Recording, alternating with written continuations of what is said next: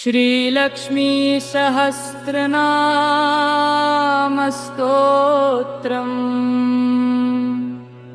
नित्यागतानन्त नित्यानन्दिनी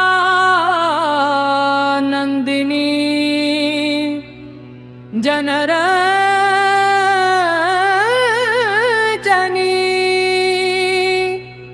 नित्यप्रकाशिनी चैवा सुप्रकाशस्वरूपिणी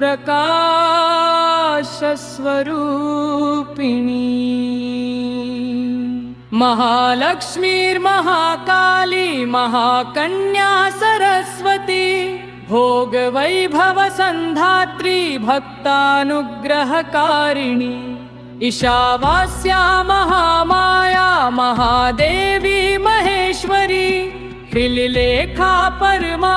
शक्तिर्मातृका बीजरूपिणी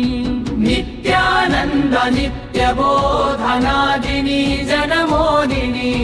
सत्यप्रत्ययनी चैव स्वप्रकाशात्मरूपिणी त्रिपुरा भैरवी विद्या सा वागीश्वरी शिवा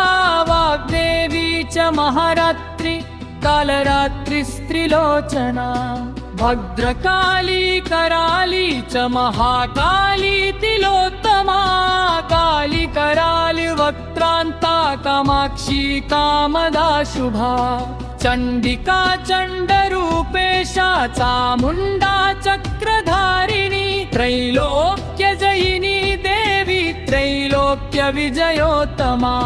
सिद्धलक्ष्मी क्रियालक्ष्मीर्मोक्षलक्ष्मी प्रसादी उमा भगवती दुर्गा चन्द्रिदाक्षायणी शिवा भर्त्यङ्गिराधरा वेला लोकमाता हरिप्रिया पार्वती परमा देवी ब्रह्मविद्या प्रदायिनी अरूपा बहुरूपा च विरूपा विश्वरूपिणी पंचभूतात्मिका वाणी पंचभूतात्मिका परा काली मा